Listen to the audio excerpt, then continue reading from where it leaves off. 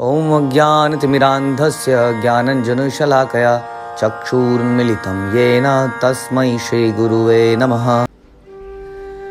हरे कृष्णा। भगवद गीता अध्याय 5 श्लोक संख्या 13। सर्वकर्माणि मनसा सन्न्यस्यास्ते सुखं वशी नवद्वारे पुरे देहि नैव कुर्वन् कारयन्। जब देहधारी जीवात्मा अपनी प्रकृति को वश में कर लेता है और मन से समस्त कर्मों का परित्याग कर देता है तो वह 9 द्वारों वाले नगर में बिना कुछ किए कराए सुखपूर्वक रह सकता है। ओके, तो इसमें बड़ा इंपॉर्टेंट चीज़, थोड़ा सा कंफ्यूजिंग लग सकती है कि व्हाट इज दिस 9 द्वार वाले नगर में। भौतिक शरीर में, वैसे प्रभुपाद ने लिख दिया है ब्रैकेट में। तो हमारे शरीर में 9 द्वार ऐसे कहे जाते हैं, आँख, नाक, गुदा, कान, मलमूत्र की जगह मुंह। तो ये टोटल 9 है। एक्चुअली में ऐसा बताया जाता है कि प्राण जो निकलते हैं इनमें से किसी भी जगह से निकल सकते हैं। जैसे आप कई बार देखते हैं हम लोग कि कोई व्यक्ति डेथ के बाद आंखें खुली रह जाती हैं, तो आँखों के द्वार से वो चला जाता है। कई बार मुँह खुला रह जाता है। तो इनमें से किसी भी द्वार से व्यक्ति एक्चुअली में एग्जिट कर सकता है। तो एक तो समझ में यह आता है कि ये जो बॉडी है ये एक नगर की तरह है, एक प्लेस है, एक होटल की तरह है, जहाँ हम जाते हैं कुछ दिनों के लिए, और 1 दिन, 2 दिन, 3 दिन, 4 दिन, और फिर वहाँ से निकल जाते हैं। तो ये हमारा परमानेंट, ये हम नहीं है बेसिकली। ये इसको कहते हैं जिस जगह में हम रहते हैं, देही और देह, जो देह में रहता है वो देही कहलाता है। ये देह एक प्लेस की तरह है, इसको एक नगर की तरह भी बोला गया है, क्योंकि 9 द्वार है ना। अब एक घर के अंदर तो 9 द्वार होते नहीं जनरली, एक कमरे में। एक सिटी के अंदर एक 9 द्वार हो सकते हैं, तो इसलिए इसको सिटी की तरह बोला गया। वैसे आप देखेंगे कि एक घर के अंदर एक कमरे में यदि 9 द्वार हों तो बड़ा मुश्किल है उस कमरे में रहना, क्योंकि हर द्वार को खुला रखना पड़ेगा। क्योंकि और खास तौर पर जब कंडीशन ये हो कि किसी भी द्वार से आया जाया जा सकता है, तो आपको सारे द्वार खुले रखने पड़ेंगे। तो आप सामान कहाँ रखेंगे उस कमरे के अंदर? तो ऐसी दिक्कत आती है ना। हम लोग जनरली 1 या 2 दरवाजे रखते हैं, लेकिन इस घर के अंदर 9 द्वार है, और 9 द्वारों में से कहीं से भी एग्जिट करना पड़ सकता है। इसलिए 9 द्वारों को स्वच्छ रखने की ज़रूरत है। ऐसा गीता में अनदर हम पढ़ते हैं कि जो व्यक्ति 9 द्वारों को सतोगुण में रखना चाहिए हमें 9 द्वारों को। क्योंकि इट्स लाइक कि आपने बड़े अच्छे से कपड़े पहन रखे हैं, सब कुछ अच्छा है, लेकिन जैसे ही दरवाजे से निकले और दरवाजे में कुछ धूल धक्कड़ थी, कुछ मकड़ियों के जाले थे, वो हमारे कपड़े में लग गए, तो सारा का सारा बेकार। जैसे ही हम वहाँ से बाहर निकले या वहाँ से बाहर से अंदर आए तो सब बेकार हो गया, है ना। तो ये द्वार इम्पॉर्टेंट हैं। और एक्चुअली में देखा जाए तो द्वार में क्या होगा, द्वार इज़ अ रिप्रेजेंटेशन कि अंदर क्या है। अगर द्वार गंदा है तो केवल द्वार को चमकाने काम नहीं चलेगा, ना ही कोई व्यक्ति द्वार को चमका पाएगा यदि उसका अंदर से सब कुछ गंदा है कि नहीं। तो यदि अंदर साफ़ होगा तो द्वार भी साफ़ होगा। तो इसलिए इस पूरे देह को ही हमें साफ़ सुथरा रखना है, क्योंकि हम यहाँ पर रहते हैं और मनुष्य शरीर में हम हैं तो काफ़ी समय के लिए। यहाँ हमें जनरली जो उम्र है वो 60 से 100 साल मान सकते हैं। इतने समय तक हमें इस नगर में रहना है, तो ये साफ़ सुथरा होना बड़ा ज़रूरी है। क्योंकि स्वच्छता जो है, शुचि भी कहते हैं हम लोग, धर्म के 4 पिलरों में से एक है शुचि, साफ़ सफाई, जिसमें मन की, तन की। क्योंकि यदि मेरा मन बहुत साफ़ है लेकिन मैं बड़ी दुर्गंध, बड़ी गंदी जगह में रहता हूँ, तो कहीं ना कहीं उसका इम्पैक्ट हमें पड़ेगा। इसलिए हमें इसको साफ़ रखना ज़रूरी है। Otherwise it is very difficult, क्योंकि संसार में अधिकतर लोग इस आंतरिक शुद्धि की बात ही नहीं करते हैं। हम केवल परफ्यूम लगाना जानते हैं, हम केवल साफ़ कपड़ा पहनना जानते हैं, लेकिन इसके अंदर बहुत गंदगी है। उसके अंदर गंदगी होने से क्या होता है, हमारी चेतना पे उसका प्रभाव ज़रूर पड़ता है। एक तो इसलिए हमने ये समझा कि इस 9 द्वारे वाले नगर में जिसमें हम रहते हैं, इसको साफ़ सुथरा रखना बड़ा ज़रूरी है।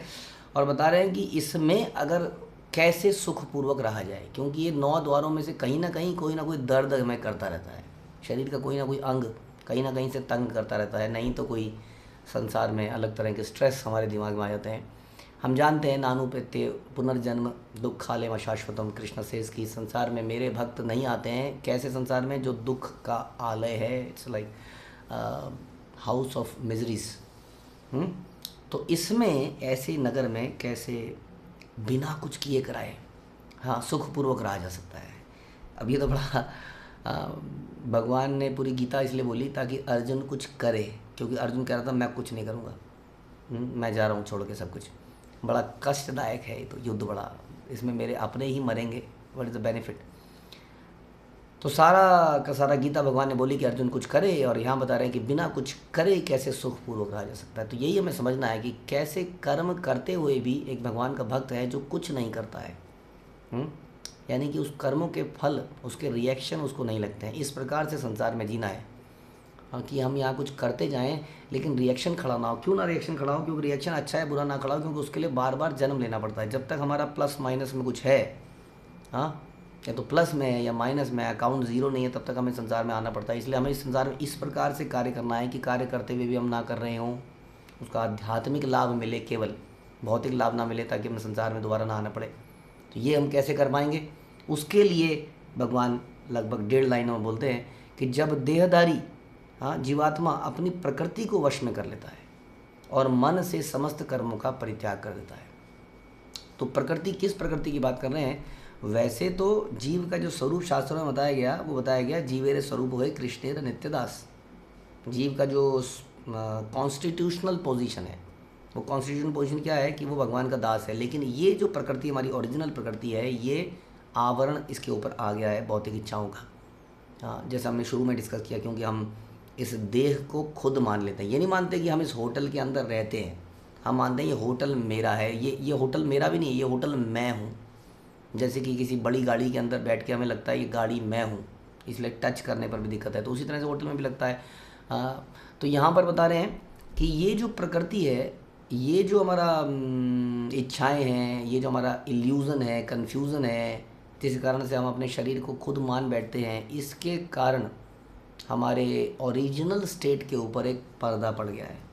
हम भूल गए कि हम कहाँ को बिलोंग करते हैं, क्या हमारी ड्यूटीज़ हैं, रोल्स एंड रिस्पॉन्सिबिलिटीज़ हैं। तो हमारे प्रकृति के ऊपर एक दूसरी प्रकृति आ चुकी है। ये है, जैसे कि कई बार हम बोल देते हैं कि इट इज़ वेरी नेचुरल कि एक लड़के का एक लड़की की तरफ अट्रैक्शन हो जाए। It is very natural. अब यहाँ पर ये वास्तव में नेचुरल नहीं है, क्योंकि जीव का स्वरूप क्या है? कृष्ण के प्रति नेचुरली अट्रैक्ट होना। अब what is then why we say that this is natural, this is natural, this is natural? We say because अब ये हमारे लिए इस प्रकृति में जो हमने धारण कर ली है, जो हमने अपना ली, इस प्रकृति में हमारे लिए यही नेचुरल है। इस प्रकृति में कहीं पर कुछ पैसे गिरे हों, उसको उठा के जेब में डाल लेना, ये मेरे लिए नेचुरल है। अब ये चीज़ें हमारे लिए नेचुरल बन चुकी हैं, इसलिए ज़रूरी नहीं है कि जो चीज़ नेचुरल है वो सही है। कई बार लोग ऐसा बोलते हैं कि क्या प्रॉब्लम है इसमें, नेचुरल है, नेचुरल इंस्टिंक्ट है। If there is sex desire, this is natural, है ना। तो this not everything which is natural, क्योंकि ये जो नेचुरल स्टेट हमारी अभी है, ये हमारी ओरिजिनल नेचुरल स्टेट नहीं है। इसलिए ये कहना सही नहीं है कि ये तो नेचुरल है, इसलिए इसमें क्या गलती है। हमें समझना पड़ेगा कि ये नेचुरल स्टेट भी कंटामिनेटेड है एक्चुअली में। तो इसलिए बता रहे हैं, जो इस प्रकृति को, जो हमने ऊपर से धारण कर लिया है, जो आवरण आ गया है, इसको वश में कर लेता है। हाँ, और वश में कैसे करें? अब ये तो मेरा नेचर बन चुका है। जब जो चीज़ नेचर बन जाती है, जो चीज़ हैबिट बन जाती है, उसको कैसे वश में करें? तो जिस प्रकार से ये हैबिट डली थी, उसी प्रकार से ये हैबिट छूटती भी है। जैसे हम सुनते हैं कि भारतवर्ष में लगभग 300 साल पहले तक, ऐसा सुनते हैं 300 साल और समथिंग, चाय नाम की कोई चीज़ नहीं थी यहाँ पर। यहाँ पर दूध पिया जाता था, चाय थी ही नहीं यहाँ पर। लेकिन अब क्या हुआ, हमने चाय धीरे धीरे, अंग्रेज लोग चाय लेकर आए। हाँ, वो यहाँ से पत्ती लेके जाते थे, चाय को हमें इंपोर्ट कराते थे। धीरे धीरे हम स्मार्ट बन गए। हमने कहा हम अपनी पत्ती खुद बनाएंगे, तो हमने पत्ती we developed actually, so called development. तो हमने पत्तियाँ पत्ती चारों तरफ बना दी। अब यहाँ पर गांव में भी जाओगे, अब देहात में, एकदम देहात में हम देखते हैं, बद्रीनाथ के आगे गांव है, माना गांव, उसकी पहचान क्या है? आखिरी चाय की दुकान, ये उसकी पहचान है। तो चाय जो है इंटीग्रल पार्ट बन चुका है हमारी बॉडी का, हमारे नेचर का। हाँ, उठते ही हमें चाय, कितना इस पे बोला जा सकता है। किसी को कड़क चाय चाहिए, किसी को काली चाहिए, किसी को सफ़ेद चाहिए, किसी को बिना दूध की चाहिए। ऐसा लगता है कि चाय के साथ शायद ब्रह्मा जी की क्रिएशन में चाय रही होगी, ऐसा कुछ। हाँ, अब देखा जाए तो ये हमारा नेचर है नहीं, क्योंकि ये तो 300 साल पहले तो चाय थी नहीं माना। हाँ, तो ये एक्वायर्ड नेचर है। हाँ, ये हम लोग इन्फ्लुएंस्ड नेचर है दूसरों से, आसपास के लोगों से। तो ये हमारे ऊपर चढ़ाया गया था किसी समय पर, अब इसको उसी तरह से उतारना पड़ेगा जैसे ही चढ़ाया गया था। धीरे धीरे हम इसके नुकसान को समझेंगे और धीरे धीरे हम दूध के फ़ायदे को समझेंगे। तो मे बी करते करते बाय डूइंग प्रैक्टिस एंड अभ्यास एंड त्याग, ये हमारा नेचर बदल जाएगा और हम अपने ओरिजिनल स्टेट में पहुंच पाएंगे। But it will take time, क्योंकि ये अभी हमारा एक्वायर्ड नेचर बन चुका है। उसी तरीके से जो जीवात्मा सोचता है कि मैं भोगी हूँ इस संसार में, मैं आनंद लेने के लिए आया हूँ, तो मुझे भरसक आनंद लेना है 20, 30, 40 साल में, आदमी सोचता है कि नहीं। हाँ, जैसे हम सुनते हैं कई बार कि कोई पुलिस वाला पुलिस की नौकरी हासिल करने के लिए कई बार बहुत पैसा खिलाता है, और जब माना पुलिस वाला बन जाता है तो सोचता है सब वसूल डालूंगा, अब बहुत पैसा खिलाना पड़ा था। हाँ, कई बार ऐसा करप्शन के कारण हो जाता है।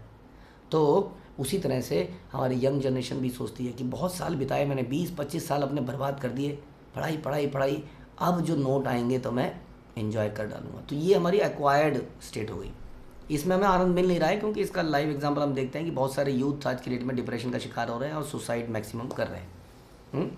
और जो जनरल जो हैप्पीनेस इंडेक्स है वो over a period of time वो धीरे धीरे कम ही हो रहा है, जबकि हमारी इनकम बढ़ रही है, फैसिलिटीज़ बढ़ रही, क्योंकि ये एक्वायर्ड नेचर, ओरिजिनल नेचर हमारा नहीं है। इसको कहते हैं कॉन्स्टिट्यूशनल नेचर। क्या है, यानी कि जो जैसे कि प्रभुपाद कहते थे कि नमक का गुण क्या है कि वो नमकीन है, चीनी का गुण है कि वो मिठास उसके अंदर होती है। यदि उसके अंदर से वो निकाल लिया जाए तो फिर वो समाप्त है, फिर वो नमक रहेगा ही नहीं।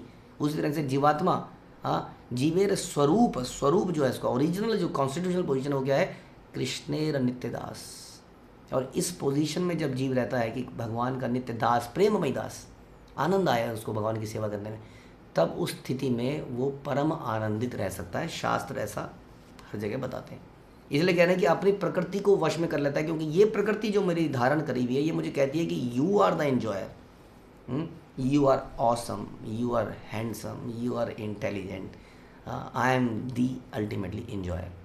इसके विपरीत भगवत गीता में बताती है कि भोक्ताराम यज्ञ तपसाम सर्वलोके महेश्वरम। वहाँ पे कृष्ण कहते हैं I am the enjoyer, I am the owner, I am the proprietor.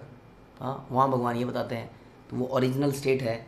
हाँ, तो ये हमें समझना पड़ेगा कि हम जब उस स्टेट, यानी कि अपनी इस प्रकृति पर जो मुझे एंजॉय करने के लिए प्रेरित करती है, जो मुझे कंट्रोल करने के लिए प्रेरित करती है चारों तरफ, अपने बच्चों पे, अपने सबऑर्डिनेट्स पे, whatever, controller mentality, proprietor mentality, enjoyer mentality, इस प्रकृति को जो वश में करता है, हाँ, और मन से समस्त कर्मों का परित्याग कर देता है।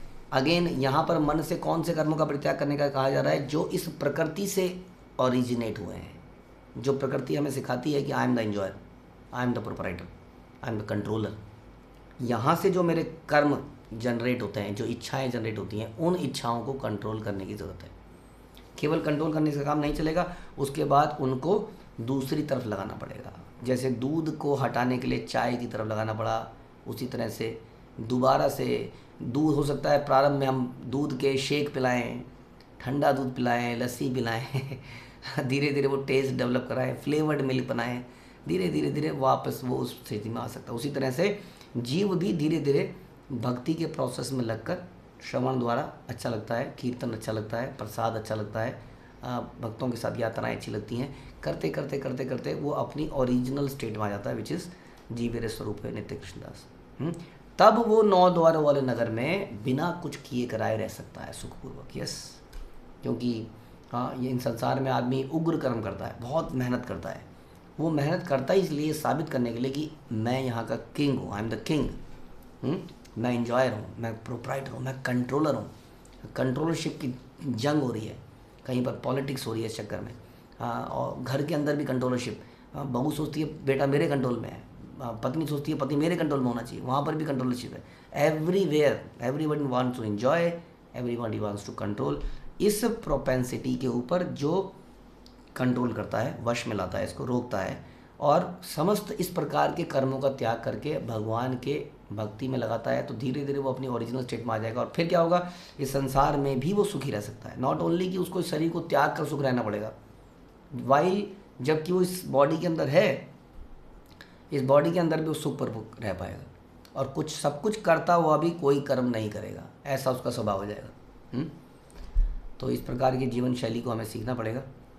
इसके लिए हमें कृष्ण भक्ति के कार्यों में लगना पड़ेगा। यहाँ बता रहे हैं प्रभुपाद की कृष्ण भावना मृत के द्वारा वह अपनी वास्तविक स्थिति को पुनः प्राप्त कर सकता है, और इस देह बंधन से मुक्त हो सकता है। तो कृष्ण भावनामृत के द्वारा हम इस वास्तविक सिद्धि को प्राप्त कर सकते हैं। हरे कृष्णा। श्रील प्रभुपाद की जय। भगवद गीता की जय।